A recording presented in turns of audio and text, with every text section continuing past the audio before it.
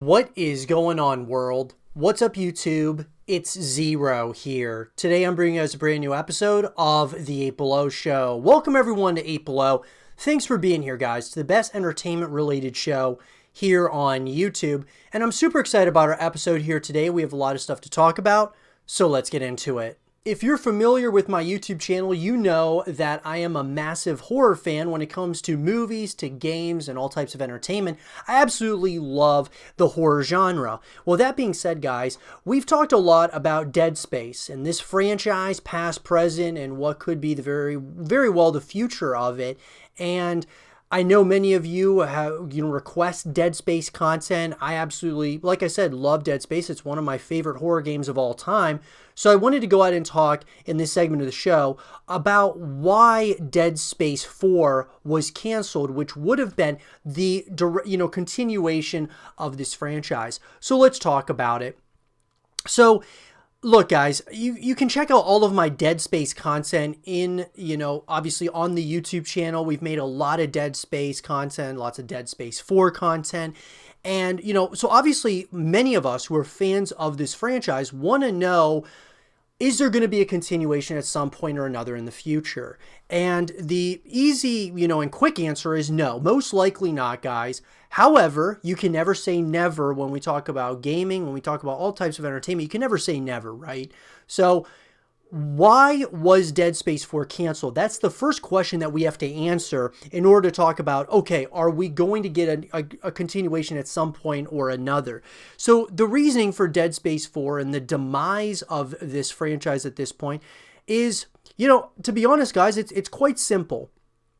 The first part of it is that up to this point, we've had 3 Dead Space titles, a trilogy, you could somewhat call it. The first 2 games were absolutely incredible in my personal opinion. I think it's pretty universally known and acknowledged that the Dead Space 1 and Dead Space 2 are fantastic games, guys. Absolutely terrifying, unnerving, and very action-packed, exciting, stories. And with that, guys, with any peak that you get in any type of franchise, any franchise out there, there is going to come a point where there's going to be controversy, adversity. There's going to be valleys from, different points.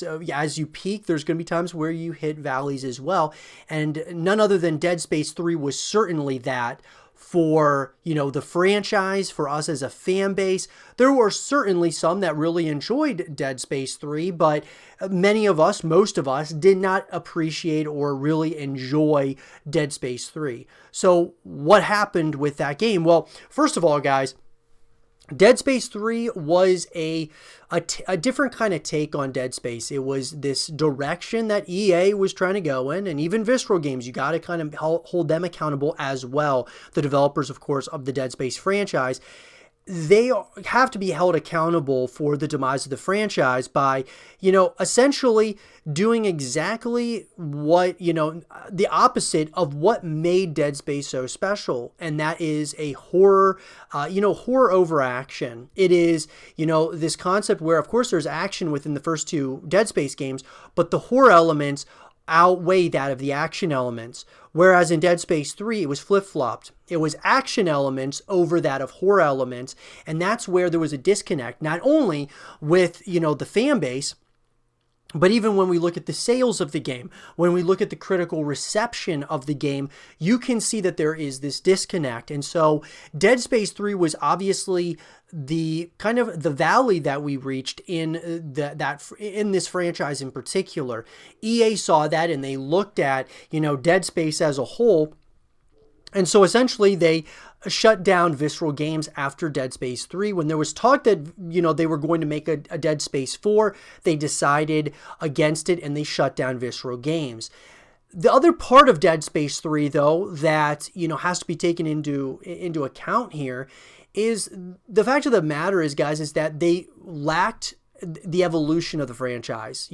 It took 3 games to get co-op, to get, other game modes outside of the single player story. And this is what I preach on the YouTube channel all the time, that these AAA titles, when they come out from these developers, major developers, they have to be a full package in today's gaming landscape, in my personal opinion. When you pay $60, you want to have obviously a great visceral story, but you also are going to want to have things to do outside of the campaign after you're done beating the campaign. And I know there's some games that that are out there that only have, single player stories. God of War is an example, and it got, sold very well. And there's a number of games out there. But overall, I believe that it's very important to have a full package where you've got campaign, multiplayer, and co-op modes. And, even games like, for example, God of War, as I brought that up, it's a single player story, but after you're done beating it a couple of times, you're going to most likely move on to other games, which is what you usually do. But if God of War had multiplayer as well as co-op, then you might stay a lot longer to play the multiplayer elements, to play the co-op elements. With Dead Space, guys, I feel that it was a little bit too little too late. They add co-op, but no multiplayer. I think that Dead Space had a real opportunity to be kind of like Gears of War with adding like a horde mode where you play co-op and you go up against waves and waves of necromorphs and things of that nature. I think something of that concept could have been really great for a game like Dead Space, and they just never ended up doing that. And obviously they added co-op, but the fan base was already very, it was very divisive, obviously, because a lot of people wanted it to be more of a horror game, of course, because that's what it started as. And this just comes to show, guys, when these franchises decide to try to evolve and change what they are, sometimes it works, but most of the time it doesn't work, and it did not work for Dead Space. So where does that leave us, guys, now with Dead Space 4? So EA still controls what happens here with the Dead Space franchise. They own the IP. So there's a couple of things that could happen. Number one, they very well might sell the IP. We don't see that happen very often. We know Bethesda got bought out by, of course, Xbox and Microsoft, but it's not usually typical that Microsoft would buy just one IP from Bethesda. They decided to buy the entire thing. So I would have to say, guys, that realistically, it feels like EA would have to be bought out by someone to hold all of these different IPs. Now, there's certainly a possibility that they would sell Dead Space and a couple other of their IPs to, the highest bidder, but it doesn't seem very likely, at least at this point in time. I'll be sure to give you guys more information if that ends up happening at some point or another, and if there's the rumblings that that's going to happen. Number two, though, is maybe they bring it back. Now, theoretically, guys, this is probably the most likely scenario. Now, I don't think that they're just going to bring it back by saying, here's Dead Space 4. What they most likely would do, and we see this with a lot of other games out there, they would come out with remakes, or they would come out with a, remastered trilogy, something of that nature. We see with like Prince of Persia, that's going to be getting a Sands of Time remake. We see a lot of remakes. Resident Evil's getting a lot of remakes. So to me, I think the best move forward for EA is to remaster or kind of remake the first three games, or at least the first two, and see if there's still a massive fan base there, or at least a decent fan base there for Dead Space, and then they can go from there and make a continuation at some point, greenlight it at some other point or another. Because if they build the hype once again by making a remake, then they can kind of go into the full-blown production of a Dead Space 4. And I think it makes total sense to do that. I don't think that Dead Space 4, if they were to just greenlight that and bring it out, I don't necessarily think it would do extremely well right off the bat. I feel like they need to kind of build this thing up because it's been a number of years since Dead Space 3. And, I think that needs to be a full package. As I said, multiplayer, co-op, of course, campaign. Keep it grounded though in what the, as a horror game over, an action game. Obviously having action elements is what Dead Space is, but having the horror elements over the action elements. We also know, guys, that the Callisto Protocol is coming out. Glenn Schofield, who was one of the creators of the original Dead Space, is coming out with this new title, guys, the Callisto Protocol. And a lot of people are saying that this is something that is within the Dead Space universe. It's obviously been confirmed that it is actually within the PUBG universe, which is very interesting. Kind of reminds me of Rainbow Six and what they're doing. Obviously, you have Rainbow Six Siege, but they also created Rainbow Six Quarantine.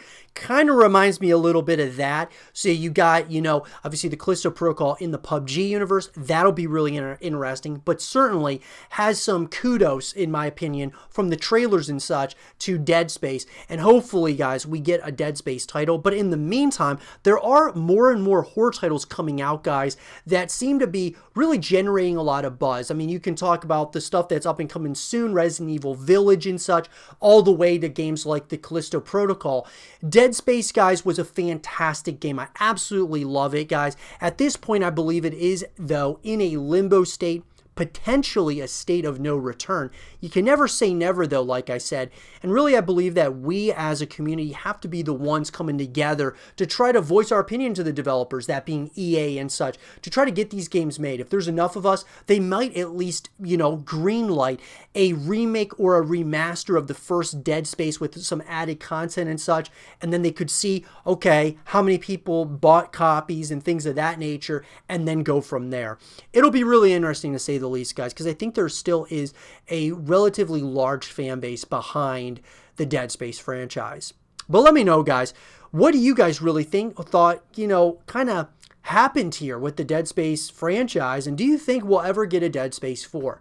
Let me know in the comment section down below, and for more Dead Space 4 content and videos, stay here with Zero TV. Endless Dungeon is an up-and-coming title, guys, brought to us by Amplitude, the studio behind this endless universe. And what I gotta say, guys, is that this is the first title in this universe that really has caught my attention with the announcement trailer for Endless Dungeon. Now, look, guys, I am very unfamiliar with the Endless franchise. I've obviously have heard of them, but I've never played them myself. But up to this point, Endless Dungeon was the first one that kind of caught my attention when I saw that announcement trailer. And so what I wanted to go ahead and do is talk in this segment of the show about everything that we know so far about Endless Dungeon. And so we can kind of break it down, guys. I'd love to hear your guys' thoughts in the comment section down below. And I will be sure to give you guys more information as it comes out. So let's get into it. So, guys, in an article written by Alice O'Connor of Rock, Paper, Shotgun, more endless games are always welcome. Amplitude's endless and often changing endless series will return with Endless Dungeon.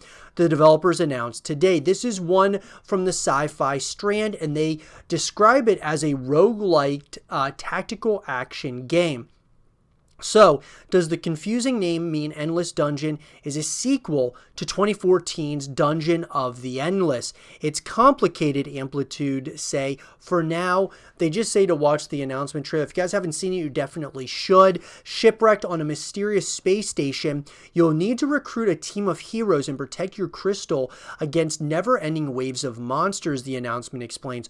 Or die trying, get reloaded, or try again. You can control the squad yourself or go in multiplayer, and it all sounds quite familiar to me. So what's the connection? Fans of our previous game, Dungeon of the Endless, might want to know, shipwrecked again? Is this a sequel? Amplitude rhetorically ask themselves. Well, the answer is both yes and no. You'll just have to wait to get your hands on it to find out. No word yet on when that will be, but it is coming to PC, PlayStations, Xboxes, and Switch. Back in 2014, our former Adam said in his Dungeon of the Endless review that it stands alone and is as brilliantly designed, challenging, and cunning a package of ideas and aesthetic choices as anything I've seen this year. So, look, obviously, guys, that tells us nothing about it, but the idea, though, you can maybe break down some things from what Amplitude is saying. Now, like I said, I'm very unfamiliar with the Endless universe. Dungeon of the Endless, guys, a lot of people have played. Lots of people have talked about. There have been other games that have come out outside of that one in the Endless universe. And really, guys, it took me actually to making this video where I started researching just all that went into this Endless universe. It's pretty spectacular, in my opinion. They've made a number of games and things of that nature. Now, what does this tell me about the game from what we've heard so far? Well, Obviously, stating that you'll need to recruit a team of heroes and protect your crystal against never-ending waves of monsters. That really reminds me of Gears of War's Horde mode, where you're going up against waves and waves of enemies, and each time you fortify your position with your friends as in co-op. So I would say, guys, early guess is that there's going to be co-op here. It sounds like this is going to be a full package. Now, as far as like where the story goes and such and how they do that, that will be very interesting.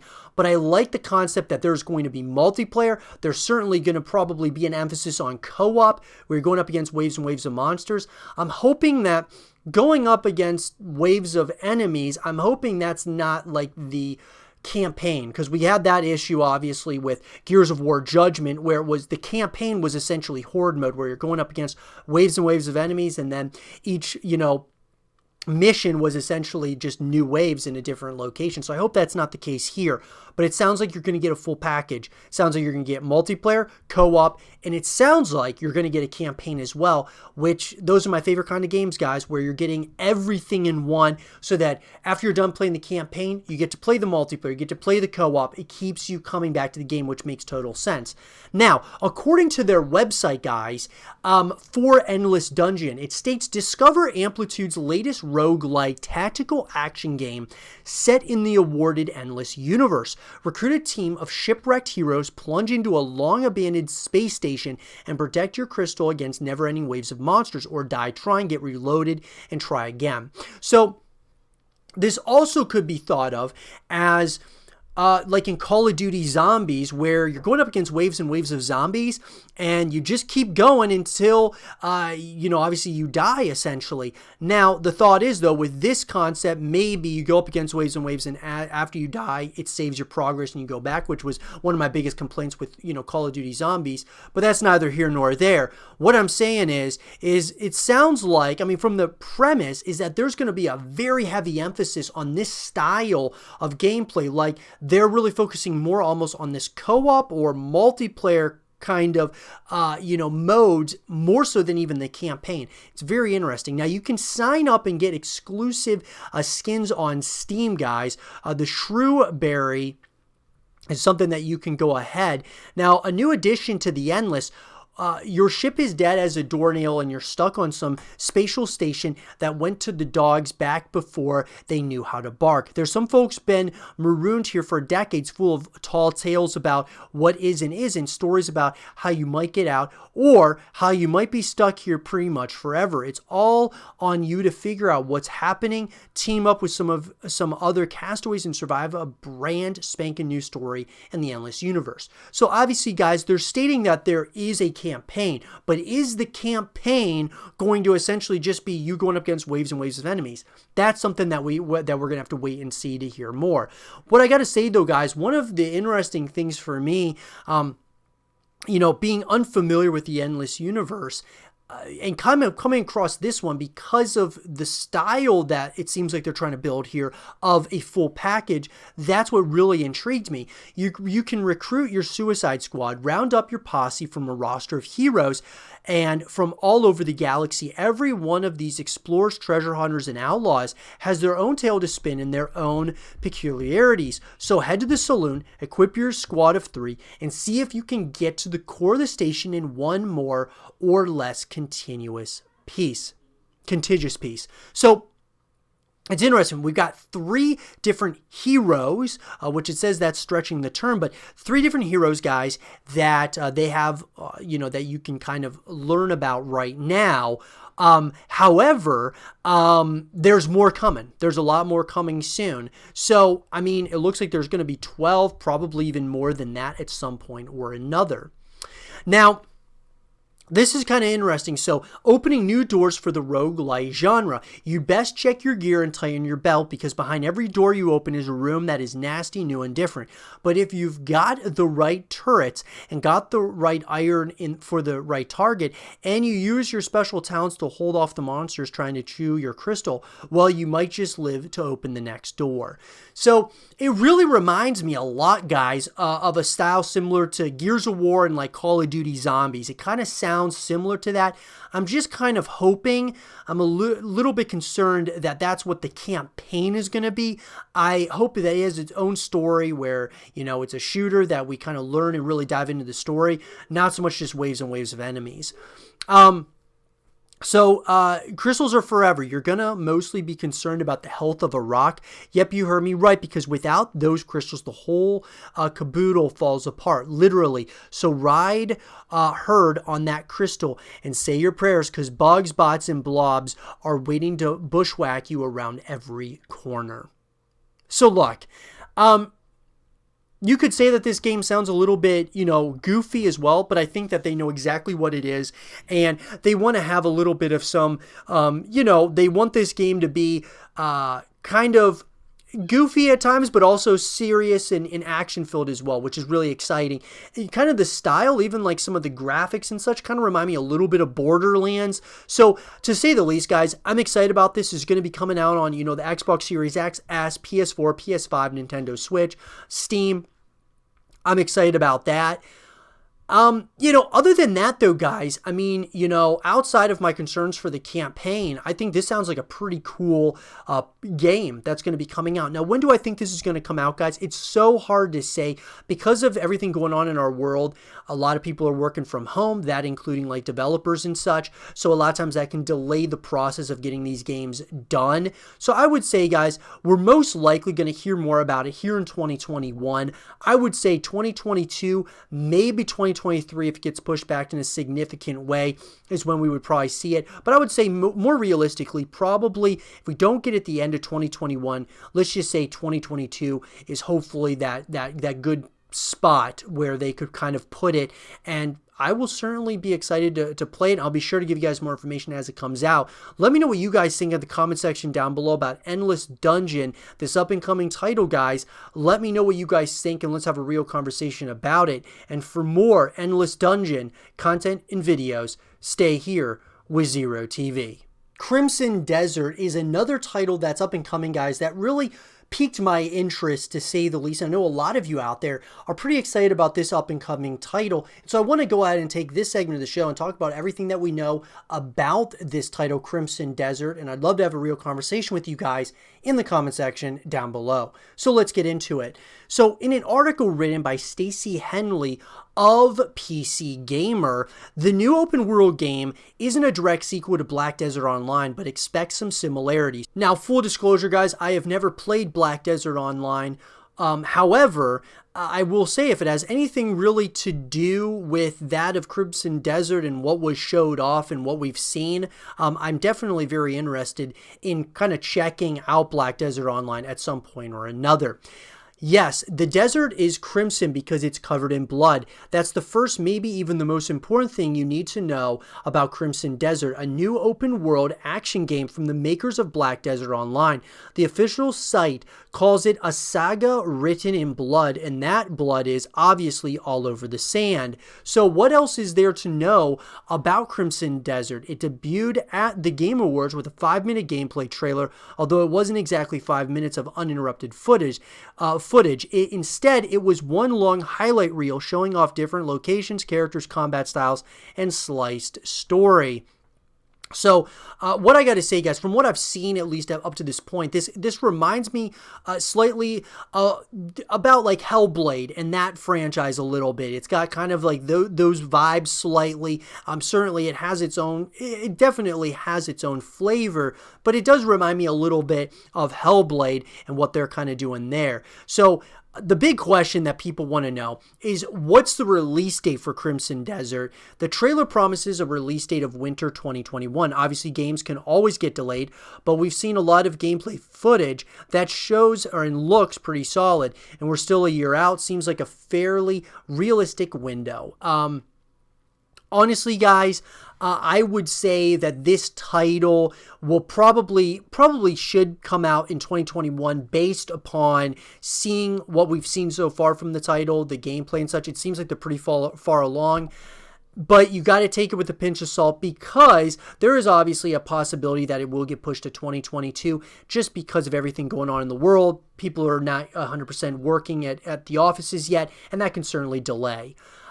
Is Crimson Desert a sequel to Black Desert? No, it isn't a Black Desert sequel. It was originally planned as a Black Desert prequel, but developers Pearl Abyss have since suggested that it is not especially connected to Black Desert, and instead is its own standalone IP which shares some themes. We know then that it's not directly linked to Black Desert's story, but they may share the same universe, or they could be completely different. What's the story here, guys, with Crimson Desert? Though the links to Black Desert are unclear, Pearl Abyss has given us some background on the story itself. Said in the world, Pywell, your job is to travel to the different regions, uniting them under your cause and recruiting allies. There's a few snippets on the game's website, but the clearest summary of the story is this. The king of Dominus, Unifer of lands, lies in a coma. In the ensuing power vacuum, those who have suffered under his iron rule now seek to exploit his weakness. Some who have felt the oppression of his conquest seek only independence, but others dream of gaining their own absolutist rule. So a very interesting kind of summary on what this story is all about, or at least what the story is. What's up with that weird magical gate? No idea. Something magical with no story given away in the trailer, and it's still unclear how closely this is tied to Black Desert. All we can say for sure about this weird magical gate is that it's a gate which appears to be magical and seems quite weird. Kind of makes me think of BioShock with the lighthouses that take you to different worlds and such. It'll be interesting what they might decide to do here in Crimson Desert, obviously, with this magical gate. What's the combat like in Crimson Desert? It seems at first to be your standard vague medieval era fare. There's swords, shields, axes, bows, that whole deal. The trailer puts far more emphasis on the melee weapons than the ranged ones, but bow and arrows clearly still feature. It seems to be a lot of close quarters fighting with big power swings rather than precise movements. Also dodge rolling. There's one moment where the player character just drops a stone cold stunner too. So combat looks pretty good, guys. We'll have to kind of wait and see how that plays out. I think it looks pretty good. Doesn't really necessarily seem like it's evolving the genre forward or something like with some of the movement, but I gotta say it kind of reminds me a little bit of maybe Assassin's Creed Valhalla's movement. We'll just kind of have to wait and see. Are there fantasy elements in Crimson Desert?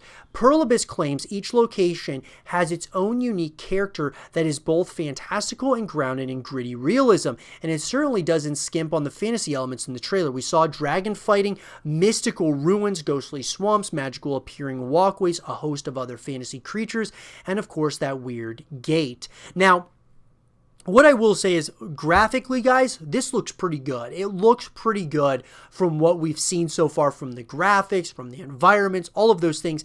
I definitely got to say that, it looks pretty good. Now, is Crimson Desert an MMO or a single-player RPG? This is huge for people like me who love full packages. Most people would have expected it to be an MMO, since that's what Black Desert is, though it's entirely possible to play solo. However, the trailer footage for Crimson Desert doesn't look very MMO at all. There only seems to be one player character fighting at once, occasionally joined by a companion fighting alongside.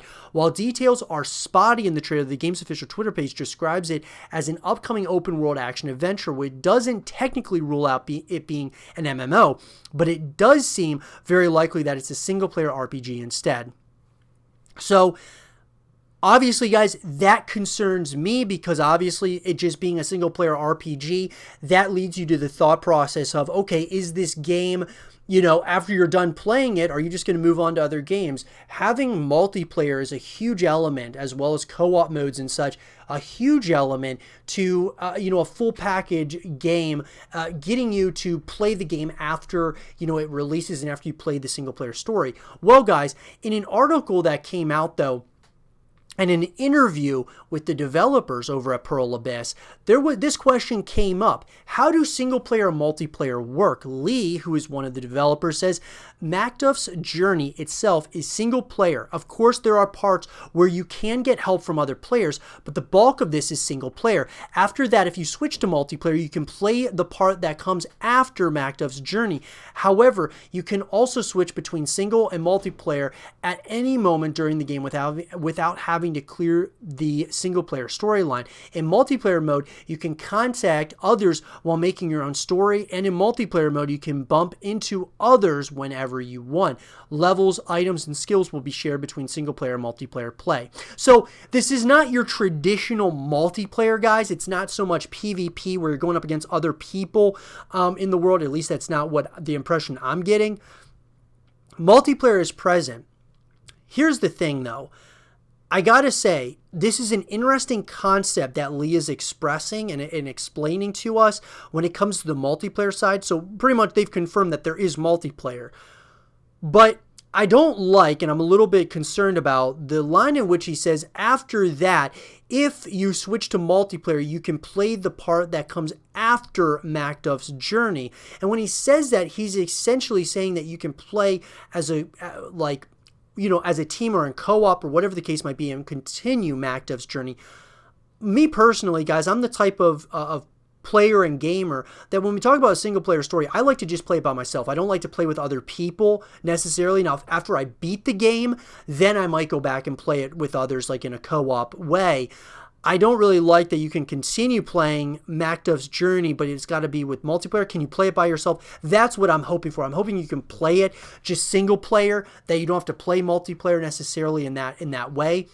Multiplayer sounds interesting. You contact others while making your own story. That's a very interesting concept. So we'll have to kind of wait and see how that plays out, guys.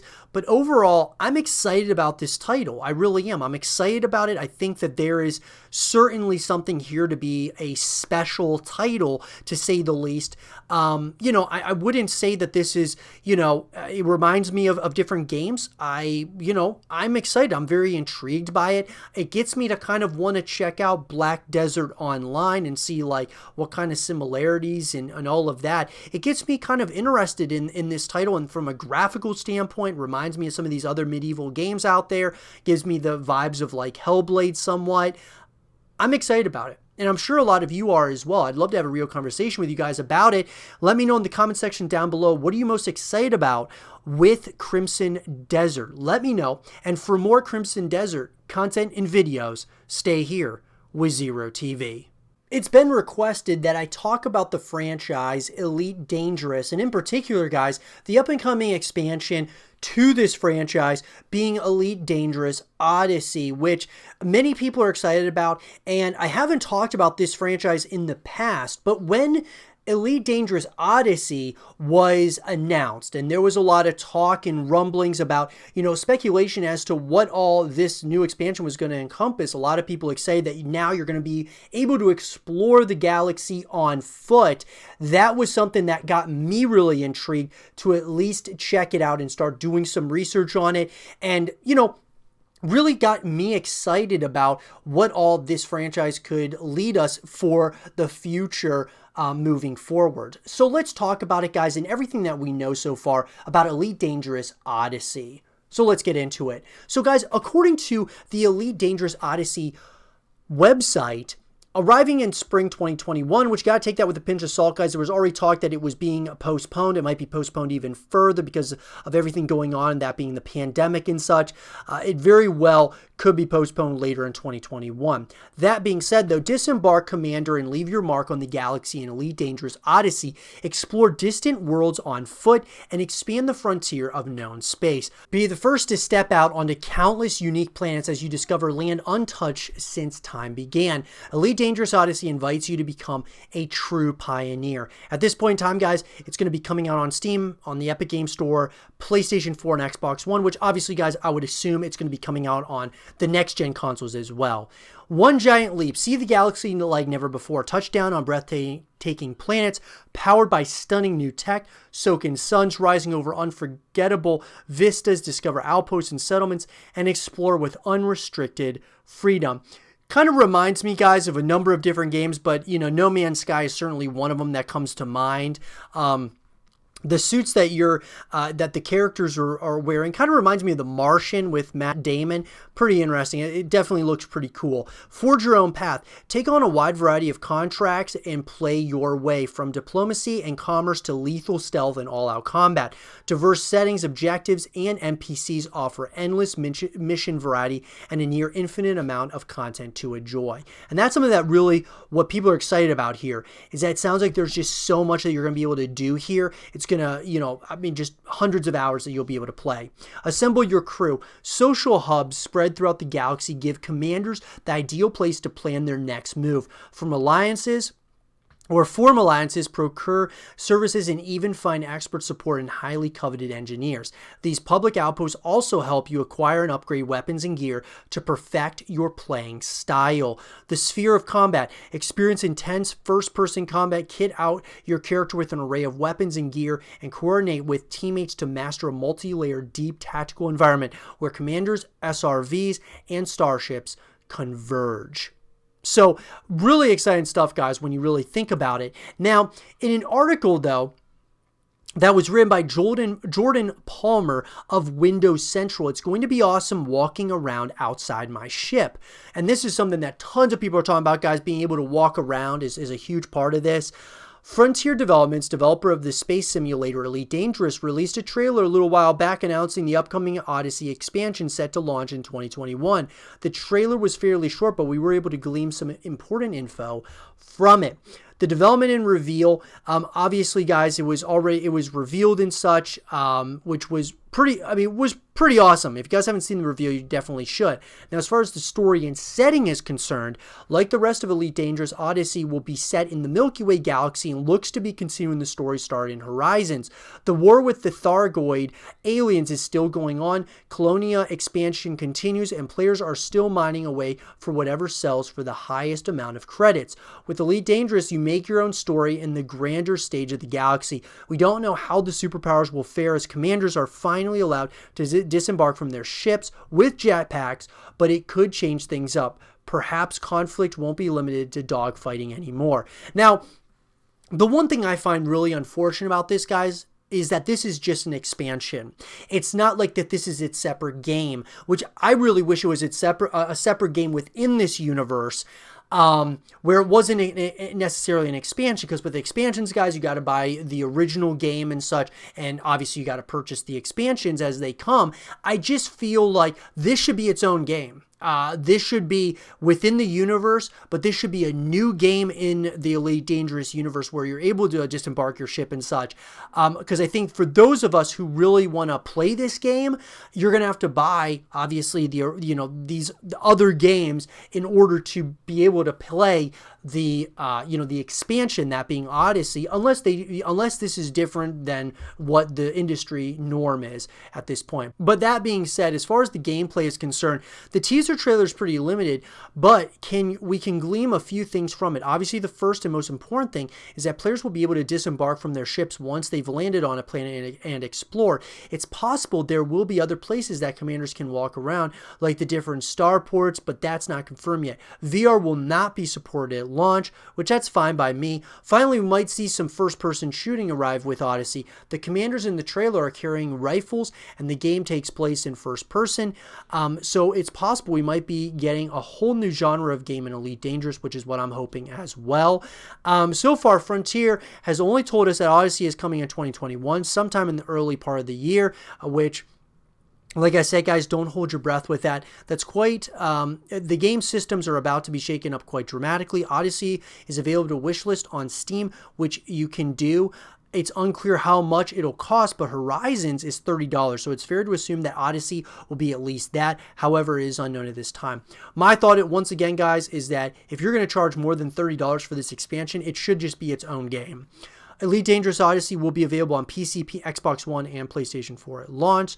Next-gen consoles have not been confirmed as of yet, which I think, guys, that we probably will be hearing about that relatively soon, that we will be seeing this game come to the next-gen consoles as well, especially if it gets delayed further.